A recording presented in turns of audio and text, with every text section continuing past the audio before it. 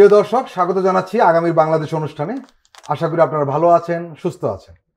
আজকে আমাদের সঙ্গে আলোচনায় রয়েছেন ব্যারিস্টার সামিরা তানজিন চৌধুরী, আইনজীবী। উনি ব্রিটেনে প্র্যাকটিস করেন। উনি বিএনপির নেতা মরহুম হারিছ চৌধুরীর কন্যা। আরও রয়েছেন মার্দিয়া মমতাজ, শিক্ষক ও প্রকৌশলী। আপনাদের দুজনকেই আমাদের অনুষ্ঠানে স্বাগত জানাচ্ছি। আমরা জানি আপনার বাবা হারিছ চৌধুরীর জন্ম সিলেটের কানাইঘাট উপজেলার দিঘিরপাড় পূর্ব ইউনিয়নের দর্পণপুর গ্রামে। পড়ালেখা করেছেন ঢাকার নটরডেম কলেজ ও ঢাকা বিশ্ববিদ্যালয়ে। শুরুতে ছাত্রলীগের রাজনীতির সঙ্গে সম্পৃক্ত ছিলেন। 1977 সালে জিয়াউর রহমানের ডাকে সাড়া দিয়ে যোগ দেন জাগ দলে। বিএনপির আগে জাগ দল হয়েছিল। এরপর উনি আসেন বিএনপিতে। বিএনপি গঠনের পর সংগঠনটির সিলেট জেলার সাধারণ সম্পাদক হন হারিছ চৌধুরী। পরে যুব দলের কেন্দ্রীয় কমিটির সাধারণ সম্পাদক ছিলেন, সহসভাপতি ছিলেন। এরপর আবার বিএনপির কেন্দ্রীয় কমিটির সাংগঠনিক সম্পাদক, যুগ্ম মহাসচিবের দায়িত্ব পালন করেন। 1991 সালে প্রধানমন্ত্রী খালেদা জিয়ার বিশেষ সহকারী হন তিনি। আর 2001 সালে প্রধানমন্ত্রী হওয়ার পর হারিছ চৌধুরীকে রাজনৈতিক সচিব করেন খালেদা জিয়া। 2007 সালের 1-11-এ সেনা সমর্থিত সরকার ক্ষমতা এলে আত্মগোপনে চলে যান তিনি। অনেক রাজনৈতিক দলই আত্মগোপনে চলে গেছে, উনিও চলে যান। পরের 14 বছর কোনো খোঁজ নেই। এক যুগের বেশি সময় পর তার মৃত্যুর খবর জানা যায়। লোকচক্ষুর অন্তরালে থেকেও নানা সময় আলোচনায় উঠে আসেন হারিছ চৌধুরীর নাম। বিশেষত 21শে আগস্ট গ্রেনেড হামলা, জিয়া চ্যারিটেবল ট্রাস্ট দুর্নীতি মামলা সহ আলোচিত কয়েকটি মামলার আসামি হয়। এসব মামলা শুনানি গেলে তার নামও আলোচনা আসতে থাকে। 2 মামলাতেই দণ্ড হয় হারিছ চৌধুরী, এবং যে মামলা পরবর্তী সময় প্রমাণিত হয়েছে একেবারেই একটি মিথ্যা মামলা ছিল। 2007 সালের পর প্রকাশ্যে তাকে কেউ দেখেছে বলেও জানা যায় না। আমরা পরে জানতে পারি যে ফ্যাসিস্ট আওয়ামী লীগ সরকারের রূষণা থেকে বাঁচতে হারিছ চৌধুরী আত্মগোপনে ছিলেন। পরবর্তী সময়ে মাহমুদুর রহমান পরিচয়ে ঢাকা শহরেই ছিলেন তিনি। 2021 সালের 3রা সেপ্টেম্বর করোনা আক্রান্ত হারিছ চৌধুরী রাজধানীর একটি হাসপাতালে ইন্তেকাল করেন। কিন্তু তৎকালীন সরকার আইন শৃঙ্খলা রক্ষাকারী বাহিনীর চাপে তার মৃত্যুর বিষয়টি ধামাচাপা দিয়ে জোর করে ঢাকার অদূরে সাভারে একটি মাদ্রাসার প্রাঙ্গণে কবর দিতে বাধ্য করা হয়। সরকার সে সময় তার প্রকৃত পরিচয় অনুযায়ী কোনো মৃত্যু সনদ দেয়নি। একজন মুক্তিযোদ্ধা হিসেবে তার প্রাপ্য সম্মানটুকু দেওয়া হয়নি। গত বছর 29শে ডিসেম্বর হারিছ চৌধুরীর মরদেহ পুনরায় গ্রামের বাড়ি কানাইঘাটে দাফন করা হয়। আসলে সব মিলে যেটা আমরা দেখছি সেটা হলো ফ্যাসিস্ট হাসিনার নির্মমতার শিকার হয়েছেন আপনার পিতা হারিছ চৌধুরী। নিঃসন্দেহে আপনাদের জন্য, আপনাদের পরিবারের জন্য এটি একটি মর্মান্তিক ঘটনা। আমরা আপনার কাছ থেকে একটু শুনতে চাই। আব্বুর মৃত্যুটা যেরকম মর্মান্তিক একটা ঘটনা, তারপরে মৃত্যুর পরে যে ঘটনাগুলো ঘটে, যেটার ধারাবাহিকতা মনে হয় এখনো সেটা থেকে আমরা উতরাতে পারিনি। কারণ মৃত্যুটা 2021 সালে আমার সেটা বয়ে বেড়াতে হলো, আমার বাবার মৃত্যুকে এস্টাবলিশ করতে হলো। মৃত্যুর বাংলাদেশের ইতিহাসে বোধহয় আমি প্রথম সন্তান যে বাবার মৃত্যুর একটা এস্টাবলিশ করতে আমার যুদ্ধ করতে হয়েছে, সংগ্রাম করতে হয়েছে। মৃত্যু সনদ তারা দিচ্ছিল না। এগুলো দরকার হয় কেন? ওই আমার মার পাসপোর্ট রিনিউ করতে গেলে, এনআইডি নিতে গেলে, সেটা স্বাভাবিক। তো এই ছিল হচ্ছে যুদ্ধটা। এবং তারপর তখনও যখন আব্বু মারা যান, আমি তো যে বিষয়টি সাথে সাথে জানিয়েছি এবং তৎকালীন প্রধানমন্ত্রী ফ্যাসিস্ট শেখ হাসিনাকে আমি ইমেল করেছি ব্যক্তিগতভাবে, এবং সেই ইমেলটা পত্রিকাতেও এসেছে। আমি জানিয়েছি, এবং তৎকালীন যে গোয়েন্দা বিভাগের প্রধান ছিলেন, স্বরাষ্ট্র মন্ত্রণালয়ের প্রধান ছিলেন, তাদেরকেও আমি ইমেল করেছিলাম, জানিয়েছিলাম। কিন্তু আমি মৃত্যুটা রেকগনিশন পাইনি। আর তার আগের যে 15টা বছর আমাদের জন্য আসলে এটা একটা কন্টিনিউয়াস সাফারিং, খুবই নির্মম একটা সময়। বাবাকে ছাড়া আমি একটা ছোট থেকে আমি বড় হয়ে উঠলাম, আমার বাবা দেখলেন না আমাকে আর আমার ভাইকে। আমার আম্মু এক পর্যায়ে বিদেশে আমাদের কাছে যান। প্রথম 3 বছর আব্বুর সাথে ছিলেন। আম্মুর মানসিক অবস্থা খুব একটা ভালো ছিল না, যে ট্রমাটার মধ্যে দিয়ে গেছেন 1-11-এর পর।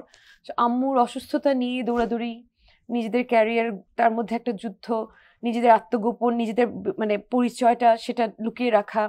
আব্বু দেশে থাকার কারণে একটা খুবই অন্যরকম প্রবলেম হয়েছে, যেটা আসলে অন্যরা এটা আমাদের মানে আমি আসলে নিজের কথা ভেবে বলতে গেলে তখন 15 বছর কে না সাফার করেছে, গুম খুনের শিকার যারা তাদের তো সাফারিং এর মানে বলা মানে এটা তো আর বলার অপেক্ষা রাখে না। কিন্তু আমাদের ব্যাপারটা ছিল কি যে আব্বু দেশে থাকার কারণে আমরা আব্বুর ব্যাপারে ভোকাল হতে পারিনি। আমরা চেয়েছি যেন আব্বুর বিষয়টা আলাপ না হয়, যাতে আব্বুর দিকে মনোযোগটা না যায়, যাতে উনি ধরা না পড়ে যান। আমাদের দেশে আসা আব্বুর টোটালি নিষেধ ছিল, সোশ্যাল মিডিয়াতে এগুলো নিয়ে লেখা টেখা চেষ্টা একদম মানা করা হতো, আব্বুর মানা ছিল। ইভেন তারপরে তার যে দল জাতীয়তাবাদী দল থেকে এটা প্রচার করা হয়েছে যে উনি দেশ ত্যাগ করেছেন শুধু ওনার সেফটির কথা চিন্তা করে। তো বিষয়টা একটু ইউনিক সেই সেন্সে। তারপর হচ্ছে আব্বু মারা গেল, আব্বুকে আমি তুললাম, তুলে আবার আব্বুকে দাফন করলাম। তো একটা মানে আব্বুর মৃত্যুর প্রসেসটার মধ্যে দিয়ে আমাদের যেতে হয়েছে প্রলংড ভাবে, তাই না? মানে মৃত্যুর কষ্ট, তারপরে এই যে এতদিনের কষ্ট। তো আমি বলতে গেলে তো এই বছর আব্বুর ডেথ সার্টিফিকেট পেয়েছি। তো আমাদের জন্য এটা একটা অনেক লম্বা সময় মনে হচ্ছে যেন ওই কষ্টের শেষ কখন, মানে চলেই যাচ্ছে মানে যন্ত্রণাটা, কষ্টটা। আপনাদের পরিবারের ব্যাপারে একটু জানাবেন আমাদের। পরিবার হচ্ছে যে আমি আমার ভাই আর আমার মা,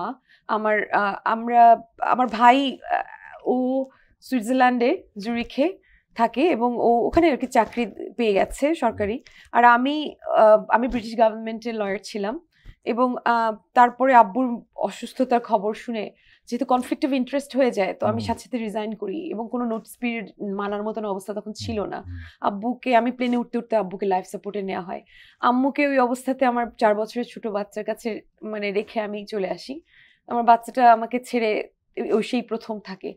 আর তার আগে পর্যন্ত আমাদের জন্য একটা যুদ্ধ ছিল, কারণ আব্বু দেশে থাকাটা একটা মেনটেন করার ব্যাপার ছিল যে আমরা কারোর সাথে মেশা, আব্বুর দলীয় রাজনৈতিক দলের কারোর সাথে যোগাযোগ রাখা আমাদের জন্য কঠিন ছিল। কারণ এগুলো যদি মানে সারফেসড হতো, কোনো না কোনোভাবে বেরিয়ে যেত মানে আব্বু যে দেশে আছেন। তো আমাদের আসলে বোবার মতন একেবারে নন এক্সিস্টেন্ট হিসেবে কাটাতে হয়েছে জীবন। আর দেশে চাইলেও আসার প্রশ্নই ওঠে না, আব্বুকে নিয়ে কোনো ধরনের একটু শব্দটা করার মতন রিস্ক আমরা নেইনি। আব্বু অসুস্থ থাকা অবস্থায় যখন আমি দেশে আসি, আব্বু মাহমুদুর রহমান এবং আব্বুকে এভার কেয়ারের ট্রিটমেন্টের সময় আমি ওখানে মাহমুদুর রহমানের সন্তান হিসেবে যাই। আমি 17 বছর পর আমি বাংলাদেশে আসি। বাংলাদেশ তখন পরিবর্তিত একটা দেশ, এটা মানে ফ্যাসিস্ট একটা দেশে যেটা ঘটে, একটা ফ্যাসিজমের যখন প্রতিষ্ঠা হয় তখন একটা সাংস্কৃতিক পরিবর্তন আসে। আমি যেই বাংলাদেশ রেখে গিয়েছি আমি সেই বাংলাদেশে ফেরত আসিনি। আর সেখানে এসে যেখানে বাবা মৃত্যুসজ্জায় এবং তখন উনি সবচেয়ে মোস্ট ভালনারেবল অবস্থাতে, তো তখন আমার পরিচয় দিতে হয় যে আমি মাহমুদুর রহমানের সন্তান হিসেবে আমার হসপিটালের লোকজনের সাথে কথা বলতে হয়। হারিস চৌধুরী একজন আলোচিত চরিত্র এবং রহস্যময় অবস্থায় ছিলেন। কেন, কিভাবে ছিলেন, তার একটু বর্ণনা আমরা বেশরা সামিরার কাছে শুনলাম। আসলে ফ্যাসিস্ট হাসিনার কারণে 14 বছর তিনি এক দুর্বিষহ জীবনযাপন করেছেন, তার পরিবার এক দুর্বিষহ জীবনযাপন করেছেন। এবং আপনারা যারা তরুণ তারা এই ফ্যাসিস্টের বেড়ে ওঠা, গেড়ে বসা খুব কাছ থেকে দেখেছেন।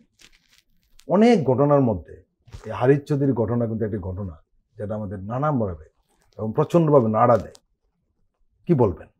মানুষ যখন একটা পজিশনে যায় যেটাকে সে ডিজার্ভ করে না, তখন তাকে চারপাশে এমন কিছু পরিস্থিতি তৈরি করে রাখতে হয়, কিছু ভয় ছড়িয়ে রাখতে হয়, কিছু বুলি শিখাতে হয় মানুষকে, যেটার উপর ভর করে সে বেঁচে থাকে। দেখেন, আওয়ামী লীগ সরকারের সবচাইতে বেশি যে ডক্ট্রিনটা ছিল সেটা হচ্ছে মুক্তিযুদ্ধের চেতনা। অথচ একজন মুক্তিযোদ্ধাকে কিভাবে এরকম কষ্ট দেওয়া সম্ভব যে তাকে এভাবে লুকিয়ে থাকতে হলো, এইরকম একটা পরিচয় লুকিয়ে থাকতে হলো? আসলেই উনি মারা যাওয়ার পরেই তো এই খবরটা একটু একটু করে আসছিল যে এটাই হারিস চৌধুরী ছিলেন। তখনও মিডিয়া কেউ প্রচার করছে না, কেউ ভয় পাচ্ছে, একটু একটু করে দেখাচ্ছে, হয়তো শেষের পাতায় দিচ্ছে প্রিন্ট মিডিয়া, এরকম করে খবরটা বের হলো। এই পুরোটা ব্যাপার আসলে আপার পরে আমার আসলে কিছু বলার নাই, কিন্তু আমি একটা কথাই বলবো যে এরকম একটা বাংলাদেশে আমরা চলে গেছিলাম, এটা আমাদের এখন যেরকম 1-1.5 বছরের মাথায় অবিশ্বাস্য লাগে, আবার তখনও পরিস্থিতির মধ্য দিয়ে আমাদের কি সম্ভবত একটা ওই যে এটাকে বলে বয়লিং ফ্রগ সিনড্রোম, যে একটা ব্যাংকে গরম পানিতে নিয়ে তাপমাত্রা বাড়াতে থাকলে এই ব্যাংকটা মনে করে আরেকটু বাড়বে, আমি অ্যাডজাস্ট করব, সে নিজের টেম্পারেচার অ্যাডজাস্ট করতে শুরু করে। কিন্তু একটা সময় সে বুঝে যে আমার আর কিছু করার নাই, কিন্তু তখন আর বের হওয়ার সময় নেই। আমরা কি এরকম একটা পরিস্থিতিতে চলে গেছিলাম নাকি যে আমাদের কাছে তখন এই জিনিসগুলাকে কিছু তো সারফেসে আসতো, জি। কিন্তু মনে হতো যে আচ্ছা এগুলো তো বেশি না, আমি একটু ভালো থাকি। এটার মধ্যে দিয়ে যেতে যেতে আমরা কোন সময় যেন আমাদের নিজেদেরকেও হারিয়ে ফেলেছি। আর এখানে আরেকটা জিনিস একটু বলার আছে যে 24কে আমরা বলি যে এটা একটা অভূতপূর্ব ঘটনা এবং এটা মোটামুটি 36 দিনের একটা জার্নি, কিন্তু এটা আসলে 36 দিনের শুধু জার্নি না। এই জার্নিটা শুরু হয়েছিল অনেক আগে থেকে। অনেকেই এখানকার সিঁড়িগুলো গাঁথতে শুরু করেছিলেন, তো যেই সিঁড়িগুলো গাঁথা শেষ হলো কেউ কেউ হয়তো সেটা দিয়ে বেয়ে গিয়ে শেষের পতাকাটা ধরেছে, তাই না? তো এটা আসলে আমাদের মনে রাখা উচিত। প্রতিটা ঘটনাতে আমাদেরকে জানতে হবে। আপা বলছিলেন না যে নিজের কথা এরকম বলা যায় না, কিন্তু আমি ইনসিস্ট করব যে এই কথাগুলো আসা দরকার, এই পরিবারগুলোকে আমাদের চেনা দরকার, কারণ আমরা কিন্তু বেসিক্যালি অকৃতজ্ঞ, আমরা ভুলে যাই। তো আমাদেরকে এইগুলো জানতে হবে, চিনতে হবে, যেন আমরা মনে রাখতে পারি। ব্যারিস্টার সামিরা, আপনি কি এখন লন্ডনে থাকেন নাকি দেশেই থাকবেন? আমি আসলে দু জায়গা মিলিয়ে আছি। আমার বাচ্চাটা তো ছোট, জি, জি। যার কারণে একেবারে আমি মানে একেবারে এখানেই থাকতে পারছি না। আমার ওর হলিডে গুলোতে আমার যাওয়া লাগে, কিন্তু যেহেতু মানে আব্বুর মানে তিরোধানটা আসলে তো কোনো প্ল্যান ছিল না, অ্যাব্রাপ্টলি চলে যান, তো সবকিছু এলোমেলো, সবকিছু অগোছালো, পরিবারটা একেবারে ছন্ন ছাড়া, কারণ সবাই মোটামুটি পলাতক অবস্থায় কাটিয়েছে জীবন। তো ওগুলো গুছানোর দায়িত্ব আমার, আমি আসলে পুরো ফ্যামিলির সবার বড়, তো সেই জন্য আমার আসলে অনেক কাজ। এর মানে আপনি কি এখন দেশেই থাকছেন? থাকা লাগে, হ্যাঁ। আপনার বাবা একজন রাজনৈতিক ব্যক্তিত্ব, এবং ওনার এলাকায় তার পরিচিতি বা সাংগঠনিক যে ওনার বিচরণ দীর্ঘ সময় ছিলেন, যে সময় ছিলেন না সেই সময় আসলে অনেকেই এলাকায় থাকতে পারেননি, উনি শুধু না, আর অনেকেই থাকতে পারেননি। আপনি আপনার বাবার রাজনীতির ধারাবাহিকতাকে রক্ষা করছেন, বা আপনি কি বিএনপি রাজনীতির সঙ্গে সম্পৃক্ত হয়েছেন? আসলে মানে আমি যদি বলি যে আমি আমি কোনো কথা বলতে গেলে, তো এটা আসলে আমরা বিএনপি আমার কাছে একটা পরিবার। বিএনপি যারা গড়েছেন তাদের মধ্যে একজন আব্বু, যার কারণে ওই বিএনপিটা আমার জন্য পরিবার। আমার জন্য এটা কোনো রাজনৈতিক অভিষেক হওয়ার মতন কিছু নেই। আমার বাবা রাজনীতি করেছেন, বিএনপির রাজনীতি একেবারে দলটাকে যারা গড়ে তুলেছিলেন তাদের মধ্যে একজন। তার আগেও আমার দাদা ইলেকশন করেছেন, আমার দাদার বাবা ইলেকশন করেছেন। তো আমি যদি রাজনীতিতে মানে এটা না চাইলেও এটা একটা রাজনৈতিক পরিবার, এবং আর আমি কথা বলতে গেলে যে কেউ ধরেই নিবে যে আমি জাতীয়তাবাদের পক্ষে বলবো, আমার বাবার পক্ষে বলবো। এটা আসলে আমাদের রক্তে শিরায় শিরায়, এর বাইরে যাওয়ার তো সুযোগ নেই, সুযোগ নাই। এখন আমাকে মনে করেন যে কেউ এসে বললো যে আপনি এই পার্টি জয়েন করেন, বা তারাও আমাকে নেবে না, তারা আমাকে বিশ্বাসই করবে না। জি জি। এখন প্রশ্ন হলো, আপনি কি রাজনীতির সঙ্গে সক্রিয় হয়েছেন? আমি সারাক্ষণই রাজনীতির মধ্যে আছি আব্বুর বিষয়গুলো ডিল করতে গিয়ে। আমি তো নমিনেশন চেয়েছিলাম, আমি যতটুকু জানি। আমি আসলে আনুষ্ঠানিকভাবে নমিনেশন চাইনি। আচ্ছা, আমি চাইনি, আমার নাম এসেছে। এটাই আমি বোঝাতে চেষ্টা করছিলাম যে আমরা নমিনেশন না চাইলেও আমাদের নাম চলে আসে, কারণ আসলে আব্বু যে আব্বুর এলাকাটার মানে 80% কাজ উন্নয়ন সেগুলো আমার আব্বুর হাতে। এবং মানে একটা রাস্তা আপনি হাঁটবেন না যে রাস্তাটা আমার আব্বুর করা নাই, একটা ব্রিজ নাই যেটা আমার আব্বু করে দিয়ে যায়নি, বা একটা এমন একটা প্রতিষ্ঠান নাই যে প্রতিষ্ঠানে আব্বুর অনুদান নাই বা আব্বু করেন নাই, এরকম। তারপরে এমন কোনো স্কুল ছিল না, কোনো মাদ্রাসা ছিল না, যখন এমন কোনো মসজিদ ছিল না যে যখন জাতীয়তাবাদী সরকারের আমলে অনুদান পৌঁছেনি। তো যার কারণে ওই তা অটোমেটিকলি এটা ধরে নেওয়া হয়। আর ওখানকার বিএনপি বলতেই আমার আব্বুর তৈরি করা বিএনপি, তো ওটা আব্বুর আসন। যেহেতু মরহুম প্রেসিডেন্ট শহীদ জিয়াউর রহমান উনি নিজে আব্বুকে ওই আসনের নমিনেশন দিয়ে গিয়েছিলেন আমার জন্মেরও আগে। তো এই জন্য ওই আমাদের দেশে যে একটা পরিবারতান্ত্রিক একটা রাজনীতির একটা ধারা আছে, এবং আমাদের মধ্যে যেটার মধ্যে আমরা বড় হই, রাজনীতির মধ্যেই জীবন, রাজনীতির মধ্যে জন্ম হওয়া, বড় হওয়া, সে কারণে ধরা হয়েছে যে আব্বুর স্থানটা আমি ধরে রাখার চেষ্টা করবো। যেহেতু আমি পেশায় আইনজীবী, আইনজীবী ব্যাকগ্রাউন্ড থেকে সবাই রাজনীতিতে আসে। আর আমার কাজটা কি, মানে আমার আসলে কাজটাও হবে রাজনীতি। আমি ব্রিটিশ সরকার মিনিস্ট্রি অফ জাস্টিসের আন্ডারে আমি ব্রিটিশ সরকারেরই আইনজীবী ছিলাম। এখানে এসে যখন আমার কাজগুলো হবে কি, যেমন আব্বুকে মানে 15 বছর ধরে যে আব্বুকে ডিফেম করা হয়েছে, মিডিয়াতে আব্বুকে নিয়ে অপপ্রচার করা হয়েছে, মিথ্যা মামলা টামলা দেওয়ার ছাড়াও দীর্ঘদিনের অপপ্রচার, আমাদেরকে নিয়ে আজে বাজে কথা, আমাদের নামে মামলা, দুর্নীতি, মানে একটা প্রমাণ করতে পারি। আর হাসিনা সরকার একটা দুর্নীতি দিবে, আমরা প্রমাণ করতে পারলে ছেড়ে দিবে, এটা তো কেউ বিশ্বাসও করবে না। সো এইগুলোর মধ্যে, এগুলো দিয়ে যেহেতু যুদ্ধ করতে হচ্ছে, আমার রাজনীতির মধ্যে থাকাই আসলে হচ্ছে। এটা নিয়তি সম্ভবত। জি, আমার উপরে পড়েছে, আমি তো পড়িনি আর কি। জি, প্রিয় দর্শক, আমরা এখন একটি বিরতি নিচ্ছি, আপনারা আমাদের সঙ্গেই থাকুন।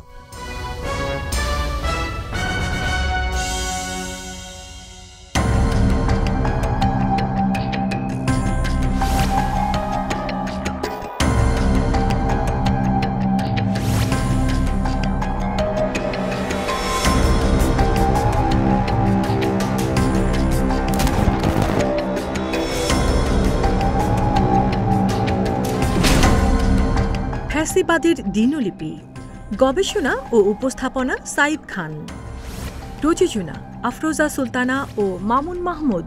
দেখবেন প্রতি রবি থেকে বৃহস্পতিবার সন্ধ্যা 7টায়।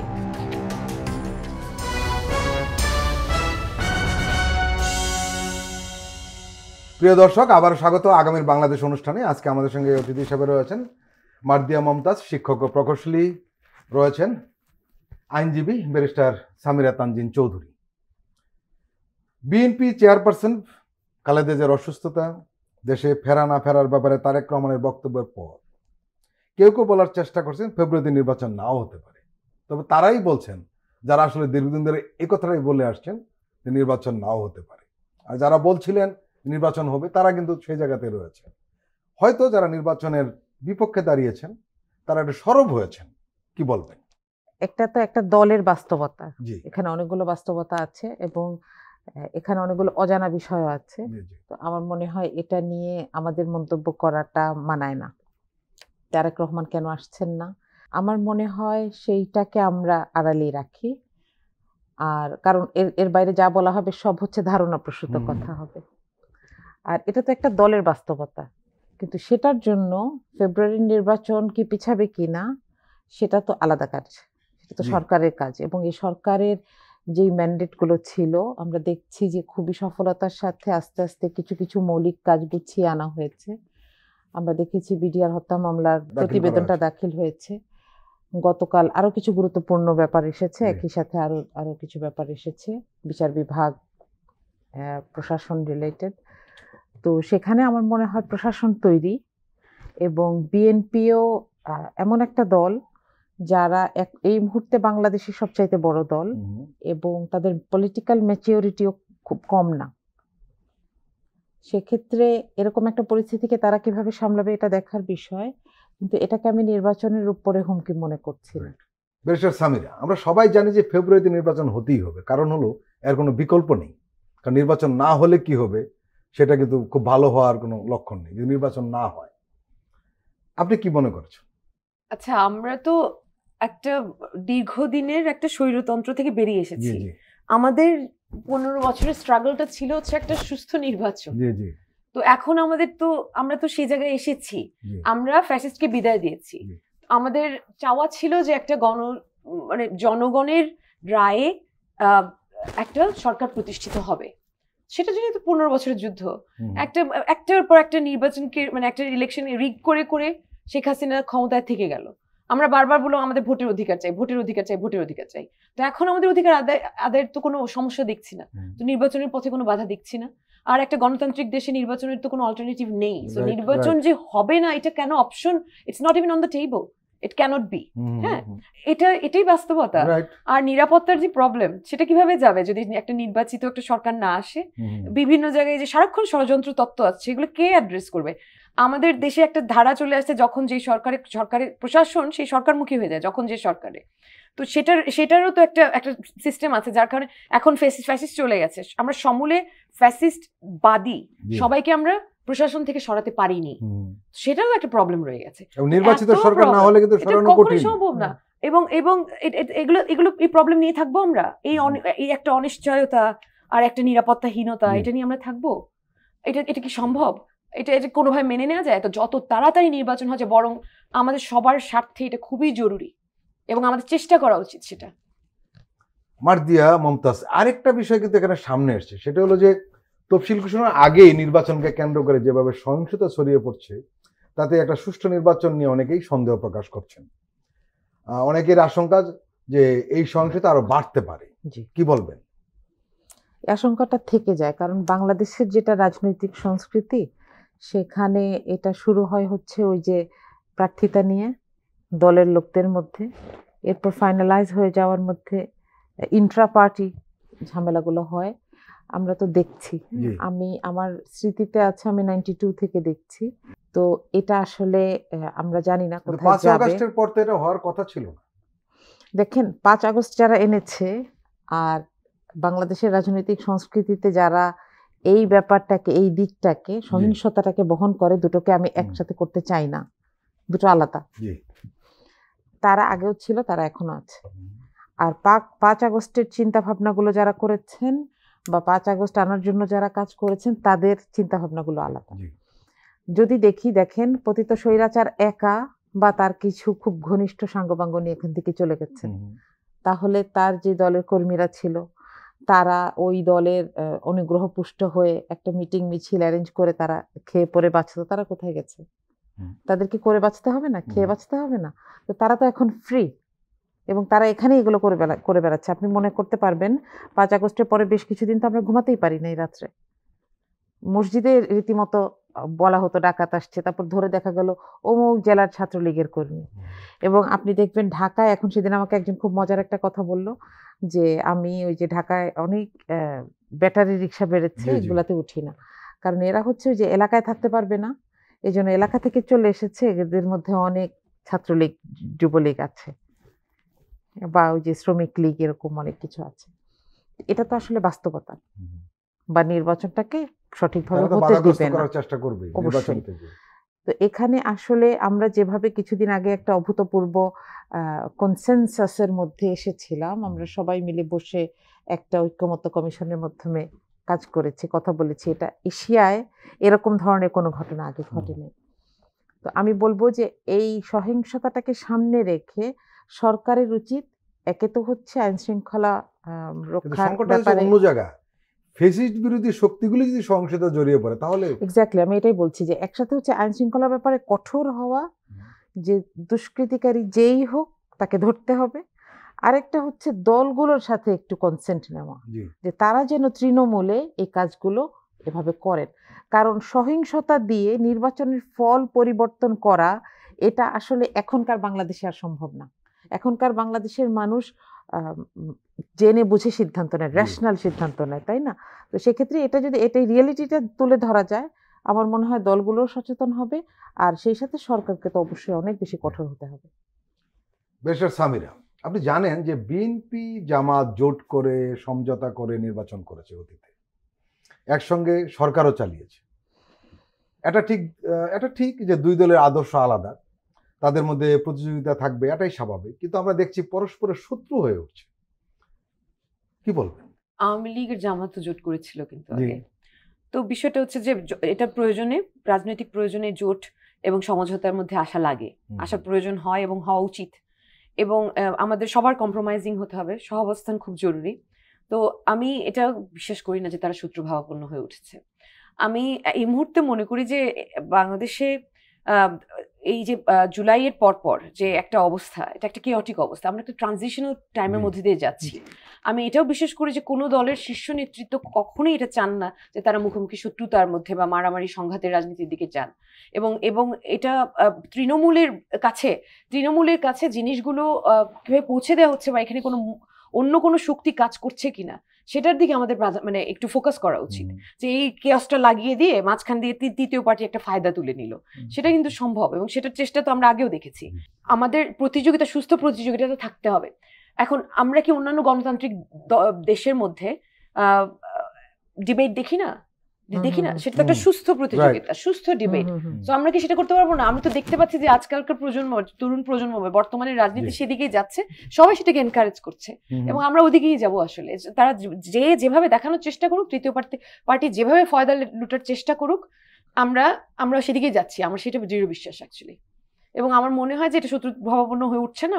উঠতে গেলে আমরা ঐক্যমত্যে থাকবো এবং আমরা সেই সব রুখে দেওয়ার চেষ্টা করবো। প্রত্যেকটা দল যেন এই ব্যাপারে আনকম্প্রোমাইজিং থাকে, বিকজ আমরা দেখেছি সংঘাতের রাজনীতি কোনো ভালো ফল নিয়ে আসে না এবং সাস্টেনেবল না। গণ অভ্যুত্থানের হাসিনার ভারতে পালিয়ে যাওয়ার 15 মাস হলো। এর মধ্যে ফ্যাসিস্টের দোসররা আওয়ামী লীগের পক্ষে কথা বলতে শুরু কথা বলা শুরু করেছে এবং প্রকাশ্যেই কথা বলছে। আগে সোশ্যাল মিডিয়াতে বলতে, এখন এরা প্রকাশ্যে বলছে। মিডিয়া আমরা সেই দোসরদের সরব উপস্থিতি লক্ষ্য করছি। মার্দিয়া মমতাজ, এটা কেন এবং কিভাবে হচ্ছে? এটা আসলে এত বেশি আনএক্সপেক্টেড, আমি এটা কল্পনা করতে পারি না। যে একটা হচ্ছে তার নিজস্ব সোশ্যাল মিডিয়ায় যে কেউ যেভাবে কথা বলতে পারে। আমরা দেখেছি যে বিভিন্ন সময় বলা হচ্ছে, গত বছর একজন কবিতা লিখলেন সবজির দাম কম, তাই না, আবার সেটা আবৃত্তি হলো। এরপরে মানে আমার খুব অবাক লাগে, ওনারা কখনো তুলনা করেন না যে আর কিছুদিন আগেই এই ধরনের কথা কেউ হাসিনাকে নিয়ে লিখলে তাকে না পেলে তার বাপকে তুলে নিয়ে যেত, এরকম অবস্থা ছিল। কিন্তু তারা এটা এনজয় করছেন, তো আমার মনে হয় তারা এনজয় করবেন। এরপরে যেটা হলো, আস্তে আস্তে বলা শুরু করলো যে আগেই ভালো ছিলাম। তা আমরা এটাকে বলি যে আগেই ভালো ছিলাম সিনড্রোম। কোনো কিছুতে কিছু একটা হলে এরকম হচ্ছে, কিসের জন্য এত রক্ত দিলাম, তাহলে আগেই ভালো ছিলাম।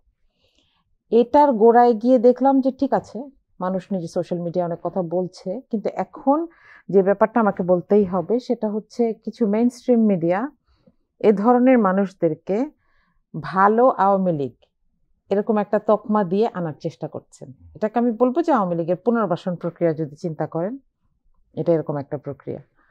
এখানে যে সাক্ষীগুলো আমাদের সামনে আছে, আমরা তো নিজের চোখেই দেখেছি, এটার ব্যাপারে তাদের কোনো রিমর্স নাই, কোনো আফসোস নাই, কোনো অনুতাপ নাই। আমি মাফ চাওয়ার কথা বাদ দিলাম, কারণ এটা একটা কালেকটিভ অন্যায়। এই কালেকটিভ অন্যায় এবং প্রশাসনকে ব্যবহার করে এই অন্যায়, এটা একজন দুজন মাফ চাইলেও এটা সমাধান করার মতন না। কিন্তু তারপরেও এটার ব্যাপারে কোনো কথা নাই, কিন্তু আস্তে আস্তে একটু একটু করে বলা শুরু করেছেন একটা ইনক্লুসিভ নির্বাচন চান। তো তাদের ইনক্লুসিভিটির লিস্টে আবার একটু ওই যে আওয়ামী লীগ চলে আসে। 24-এ কিন্তু তারা আবার বলেনি। জি না, 24-18-তে বলে নাই, 24-এ বলে নাই, কখনোই বলে নাই। এখানে একটা প্রশ্ন এসছে মার্দিয়া মমতাজ, সেটি হলো যে আমরা মিডিয়ার স্বাধীনতা বিশ্বাস করি এবং একই সঙ্গে মনে করি যে মিডিয়া সরকারের সমালোচনা করবে ভুল করলে, বিএনপি সমালোচনা করবে ভুল করলে, জামাতের সমালোচনা করবে তারা যদি কোনো ভুল করে, এনসিপির সমালোচনা করবে, কোনো সমস্যা নেই। কিন্তু এর মানে এই কি যে ফেসিস্টের পক্ষে বয়ান তৈরি করবে? জি অবশ্যই, আপনি একটা ইম্পর্টেন্ট কথা বলেছেন। যেমন ধরেন আমরা তো মিডিয়ায় ওই যে এরশাদ শিকদারের ফ্যামিলির অনেকের সাক্ষাৎকার দেখেছি, আপনি দেখেছেন যে সে কিভাবে এই কাজগুলা করতো। হ্যাঁ, সেটা এক। আর আপনি আমাকে গণতন্ত্র নিয়ে আলোচনার জন্য যদি এখন এখানে এসে বসিয়ে আমার পাশে এমন একজনকে বসান যে মাত্র 1.5 বছর আগে গণতন্ত্রকে গলা টিপে হত্যা করার সমর্থনকারী ছিল, সেটা আমার জন্য যেরকম অপমানজনক, আপনার জন্য অপমানজনক। আপনি তার সাথে আলাদা কথা বলেন, তাকে খুঁজে বের করার চেষ্টা করেন যে আপনি তখন কি করেছিলেন, আপনার সে ব্যাপারে মানসিকতা কি, তাদেরকে প্রমোট করা হচ্ছে। এক্স্যাক্টলি। তাহলে এই কাজটা যখন কোনো মিডিয়া করে, তখন আমরা আসলে এটা একটা সত্যি কথা যে আপা বলছিলেন যে মানুষগুলা তো রয়ে গেছে, মিডিয়াতে যে মানুষগুলা রয়ে গেছে সেটা কিন্তু একটা ম্যানিফেস্টেশন আমরা এখানে দেখছি, একটা প্রমাণ দেখছি, তাই না? তো এটার ব্যাপারে আমাদেরকে অনেক বেশি সচেতন হতে হবে। আর আসলে আমাদের একটু সময়ও এসেছে, আমরা একটু চিনে রাখা দরকার। ব্যারিস্টার সামিরা, আমরা লক্ষ্য করছি এখনো কোনো দল ভারতের আধিপত্যবাদ নিয়ে কথা বলতে চায় না, হাসিনাকে ফেরত পাঠানোর জোরালো দাবি তুলে না। আপনি কি মনে করেন বাংলাদেশে এখন ভারত প্রীতি বা ভারত ভীতি নিয়ে রাজনীতি করার সুযোগ রয়েছে? বিষয়টা হচ্ছে কি যে ভারত হচ্ছে আমাদের প্রতিবেশী, আমরা 3 দিক দিয়ে ভারতের মাধ্যমে আমরা সারাউন্ডেড। আমাদের সাথে ওদের ইতিহাসটা হচ্ছে প্রতারণার ইতিহাস। আমরা যুগে যুগে ওদের কাছ থেকে প্রতারিত হয়ে এসেছি। আমরা যতই মানে গুডউইল নিয়ে আগাই না কেন, আমরা বারবার প্রতারিত। হ্যাঁ, আমাদের তো সমস্যা নেই ভারতকে মানে ভারতের সাথে একসাথে চলতে, কিন্তু সবসময় দেখা যাবে যে মানে ভারসাম্যটা রক্ষা করা যায় না ওদের সাথে কোনো রকমের ডিলিংসে। অলওয়েজ তাদের প্রায়োরিটি বা কোনো না কোনোভাবে প্রতারণার মাধ্যমে তাদের আপার হ্যান্ডটা থাকতেই হবে। প্রভু আর দাসের সম্পর্ক তো সম্ভব না। আর ভারত প্রীতি থাকুক না, তার আগে বাংলাদেশ প্রীতি থাকলেই হলো। কারণ প্রথমে হচ্ছে সবার আগে বাংলাদেশ, সার্বভৌমত্বের ব্যাপারে কোনো ধরনের কম্প্রোমাইজ করা, সেটা তো আর তাহলে তো আর বাঙালি না আমি। তো সেখানে তো কোনো কম্প্রোমাইজ হবে না, আর সেই রাজনীতি জনগণই মেনে নিবে না। তো যারা এটা করছে তারা মুখ থুবড়ে পড়বে। আমাদের আসলে মানে আগে তো জানতে হবে প্রকৃত শত্রুটা কে, না হলে আপনি আগাবেন কিভাবে? এখন আপনি বুঝতে পারছেন যে আপনার একটা একমাত্র প্রতিবেশী যে আপনাকে মানে 4 দিক থেকে মানে 3 দিক থেকে আপনাকে বেষ্টিত করে রেখেছে, সেই দেশের মধ্যে সেরকম একটা দেশ বাংলাদেশ, অলওয়েজ একটা কেওস সৃষ্টি করে রাখা খুব সম্ভব। 15 বছর ধরে রন্ধ্রে রন্ধ্রে তাদের চর ঢুকিয়ে, শুধু আমাদের দেশে কেন, মানে সাউথ এশিয়ার এমন কোনো দেশ নেই যেখানে অভিযোগ নেই। তাদের এই যে ম্যানিপুলেশনের চেষ্টা, নাক গলানোর চেষ্টা, হ্যাঁ, এই জিনিসগুলো, তো এগুলো তো আমরা কোনোদিন মেনে নিব না। তো এইভাবে করে যদি নিজেদেরকে আমাদের সাথে শত্রু হিসেবে ওরা রাখতে চান, সেটা তো এত বড় একটা দেশ ওরা, এটা ওদের ফরেন পলিসিটার মধ্যেই তো গন্ডগোল। আমরা প্রতারণা মেনে নিব কেন? আমাদের যদি আত্মবিশ্বাস, আমাদের যদি আত্মসম্মান বোধ থাকে, জাতি হিসাবে আমরা প্রচন্ডভাবে আত্মসম্মান বোধ মানে ফিল করা একটা জাতি, তো আমরা এটা মেনে নিব না। তো এইভাবে করে বারবার হচ্ছে এই জিনিসটা হচ্ছে গ্যাস লাইটিং এর মতো, ওরা চেঁচে পায়ে পা বাঁধিয়ে ঝগড়া লাগানোর মতো একটা ব্যাপার হয়, এবং সেটা যতবার হবে আমাদের ততবার বুঝিয়ে দিতে হবে এবং খুব শক্ত অবস্থান থাকতে হবে। সামির, আপনি নিশ্চয়ই লক্ষ্য করেছেন গত 15 মাসে একটা জিনিস অন্তত প্রমাণিত হয়ে গেছে যে অনেকে যারা বলার চেষ্টা করতেন, নতুন একটা বয়ান দেওয়ার চেষ্টা করতেন যে ভারত ছাড়া বাংলাদেশ চলতে পারবে না, না অর্থনীতির ক্ষেত্রে না রাজনীতির ক্ষেত্রে কোনোভাবে চলতে পারবে না, কিন্তু গত 15 মাসে কিন্তু প্রমাণ হয়ে গেছে যে বরঞ্চ ভারতেরই সংকট তৈরি হয়। লাস্ট আপনি নিশ্চয়ই দ্য ইকোনমিক টাইমসের একটা রিপোর্ট দেখেছেন পেঁয়াজের অবস্থা নিয়ে, ভারত কিন্তু মানে কি সমস্যায় পড়েছে, বিরাট সংকট, সমস্যা নয় সংকট বলা যায়, এটা বিরাট সংকটে পড়ে গিয়েছে। এই যে মনোজগতের পরিবর্তনটা ধীরে ধীরে তরুণরা গ্রহণ করছে, কিন্তু আমরা দেখলাম যে সিনিয়ররা গ্রহণ করতে পারছে না এখন, কেন? এখন সিনিয়ররা গ্রহণ করতে পারছেন না কি না আমি আসলে সেটা সেভাবে অবজার্ভ করিনি। আমি শুধু দেখতে যাচ্ছি যে এখানে একটা একটু রক্ষণশীল রাজনীতির চর্চা হচ্ছে। সেটা হচ্ছে যে বুঝে ওঠার আগে, কারণ এখন পর্যন্ত একটা নির্বাচিত সরকার আসেনি, ভবিষ্যৎ পলিসি কি হবে না হবে সবাই একটু সেফ গেম খেলছেন আর কি। আর আমাদের ব্যাপারটা হচ্ছে যে মানে বা জেনজি বা ইয়াং জেনারেশনের ব্যাপারটা হচ্ছে যে ওরা যে কোনো ব্যাপারে খুবই ভোকাল। ওরা গ্লোবাল ভিলেজে, যেহেতু ডিজিটাল ওয়ার্ল্ডে ওরা বড় হয়েছে, ওরা গ্লোবাল ভিলেজের সিটিজেন। ওরা কোনো ব্যাপারে না ব্যাক হ্যান্ডেড অ্যাপ্রোচ পছন্দ করে না। তো এটা আমাদের সিনিয়ররা যত তাড়াতাড়ি বুঝতে পারবেন তত ভালো, এবং তত ওনাদের আসলে লাভ, আস্থা অর্জন করতে পারবেন, এবং এটাতে মানে দেশের ভবিষ্যতে এগিয়ে যেতে পলিসি নির্ধারণে আমাদের আসলে সুবিধা হবে। মার্দিয়া মমতাজ, আমরা আসলে নির্বাচন নিয়ে বারবার কথা বলি এই কারণে যে নির্বাচনটা সুষ্ঠু হওয়া দরকার, কিন্তু নানান ঘটনা প্রবাহে নির্বাচনটা সুষ্ঠু হবে কিনা, যেটা আমি শুরুতে বলছিলাম আপনার সঙ্গে, যে এটা নিয়ে অনেক সন্দেহ জন্ম দিয়েছে। আরেকটা বিষয় দাঁড়িয়েছে, সেটা হলো যে নির্বাচনে জোট নিয়ে নানান ধরনের টানাপোড়েন চলছে, যে কার সাথে কার জোট হবে, কেন হবে না হবে। কারণও রয়েছে, জোটের ব্যাপারে আগ্রহ রয়েছে রাজনীতিবিদদের, সাধারণ মানুষেরও, কারণ আমাদের দেশে জোটের রাজনীতি বা সমঝোতার যে ইলেকশন, সেটা অতীতে কিন্তু ভালো ফলাফল দিয়েছে এবং এক ধরনের ইমেজ তৈরি করে ইত্যাদি ইত্যাদি। এই যে এখন মুখোমুখি দাঁড়িয়েছে আসলে মূলত প্রধান দুটি দল, এটি হলো বিএনপি আর হলো জামাতে ইসলাম। জামাতে ইসলাম একটা জোট করেছে, বিএনপি তার সমমনা দলকে একটা জোট রয়েছে। মাঝখানে ছোট ছোট দলগুলো নিয়ে জোট করার একটা প্রবণতা আমরা লক্ষ্য করছি। একবার উদ্যোগ নেয়, বিশেষ করে এনসিপি নেতৃত্বে বারবার উদ্যোগ নেয়, বারবার মুখ থুবড়ে পড়ে, আবার পেছয়, আবার এগোয়। গত এক সপ্তাহ থেকে আবার চুপচাপ হয়ে গিয়েছে। সংকটটা আসলে কোন জায়গায় মনে হয় একজন রাজনীতি বিশ্লেষক হিসেবে আপনাকে জানতে চাচ্ছি। জোটের ব্যাপারে একটু সংক্ষেপে বলি, সেটা হচ্ছে যে জোট যেভাবেই হোক পুরোটা একটা গণতান্ত্রিক প্রসেস। এটা নিয়ে অতি আগ্রহ যেরকম এটার ফ্লোটাকে, স্বাভাবিক ফ্লোটাকে নষ্ট করবে, আবার এটা নিয়ে আমরা একেবারে ইনডিফারেন্ট না, আমরা দেখছি। এবং আমি এটা আগেও বলছিলাম একটা প্রোগ্রামে যে এটা একটা সুন্দর জিনিস, যে আগে আমরা বেছে বেছে দুইজন খারাপের মধ্যে একটা কম খারাপকে বাছাই করতাম, আর এখন আমাদের সামনে সুযোগ হচ্ছে যে আমরা দুইটা ভালোর মধ্যে বাছাই করতে হবে। অনেকগুলো জায়গাতেই এই অপশনগুলো তৈরি হয়েছে। এটা নিঃসন্দেহে রাজনীতির জন্য একটা চমৎকার জিনিস। তো আমাদেরকে এটাকে সামনে রেখে জোট যেভাবে হোক হবে, যে যেখানে দেখেন এখানে দর কষাকষির বিষয় আছে, প্রত্যেকে চায় আমার ফিলসফিটা থাকবে, আবার আমার একটা রিপ্রেজেন্টেশনও থাকবে।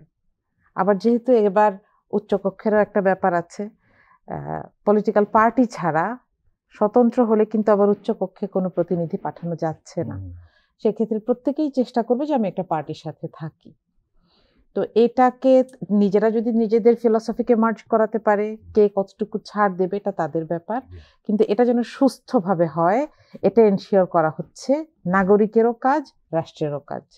কিন্তু এখানে একটা কনসার্ন আমার খুব কয়েকদিন ধরে মনে হচ্ছে যে নির্বাচন কমিশন কিছু ওই যে বডি ক্যাম নিয়ে কিছু সিদ্ধান্ত নিয়েছে যে এখানে খরচ হয়ে যাবে, এটা কেনার সিদ্ধান্ত থেকে সম্ভবত একটু পিছিয়ে এসেছে। তো আমি বলবো যে আহ, এই ব্যাপারটাকে একটু জরুরিভাবে দেখা উচিত, কারণ বডি ক্যামের পক্ষে। জি অবশ্যই অবশ্যই, কারণ এখানে খরচের চাইতে এই নির্বাচনের স্বচ্ছতাটা কিন্তু অনেক ইম্পর্টেন্ট ব্যাপার। আমরা অনেকগুলো ইন্টারন্যাশনাল বডিকে আমন্ত্রণ জানিয়েছি এই নির্বাচনটা দেখার জন্য, কারণ এখানে অনেকগুলো বিষয় আছে, তাই না? জি, জি। যে কেউ কেউ এখনো বলার চেষ্টা করছে যে আমার মা এখনো প্রধানমন্ত্রী, তাই না? তো সেই জায়গায় দাঁড়িয়ে আমরা যে একটা গণতান্ত্রিক প্রক্রিয়ায় আছি, থাকবো এবং ঐক্যমত্যের ভিত্তিতেই থাকবো, সেটার প্রমাণ রাখার জন্য নির্বাচনটা আগের যে কোনো নির্বাচনের চাইতে এটার দিকে মনোযোগও বেশি, আমাদেরকে স্বচ্ছ থাকতে হবে। তো যে খরচের অজুহাত দেখিয়ে এটাকে না করা হয়েছে, আমার কাছে মনে হয় না এটা নির্বাচন কমিশনের জন্য অনেক কঠিন কিছু। আমি জানি না এই সিদ্ধান্ত কার, বা একটা গৃহীত সিদ্ধান্তের ব্যাপারে এরকম কে কেন করছে। এটার ব্যাপারে আমি একটু আমার কনসার্নটা শো করতে চাই আর কি। মার্দিয়া মমতাজ, জামাত ইসলামের প্রার্থী নিয়ে মানুষের খুব আগ্রহ আছে, কারণ কোন প্রার্থী নিয়ে সামনে নতুন কিছু প্রার্থী আসতে পারেন, সেখানে সংখ্যালঘু আসতে পারেন, নারী প্রার্থী আসতে পারেন, এই বিষয়গুলো নিয়ে খুব আগ্রহ রয়েছে।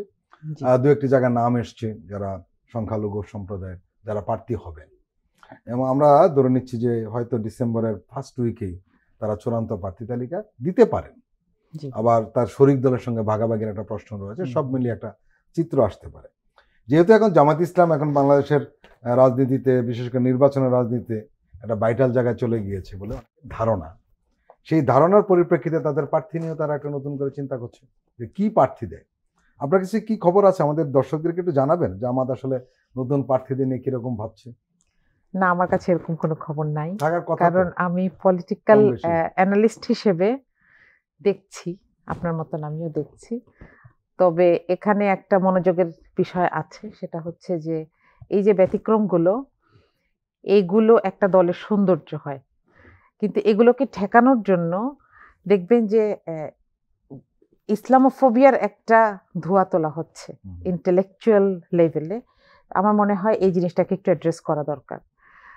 কিছু কথা আমরা একদম রিটরিক আকারে আসছে যে জামাত আসলে শরিয়া আইন নিয়ে আসবে, মানুষের হাত কেটে দিবে, তো মেয়েদেরকে জোর করে হিজাব পরাবে, তারপর কোনো হিন্দু থাকতে পারবে না, হিন্দুদেরকে অনেক অত্যাচার করা হবে।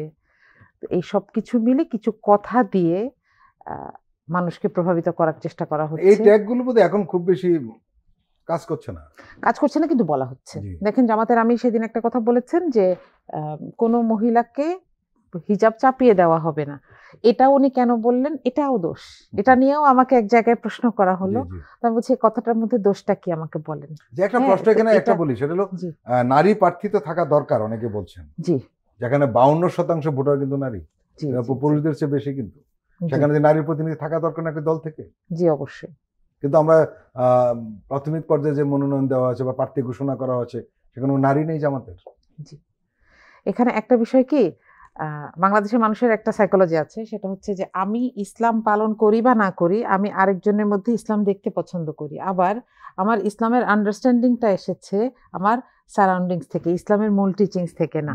দেখবেন আপনি একটা বাংলাদেশের একটা মানুষকে একটা ভালো মেয়ের বর্ণনা দিতে বলেন, সে যা বর্ণনা দিবে সেটা একটা হিন্দু গৃহবধূর বর্ণনা।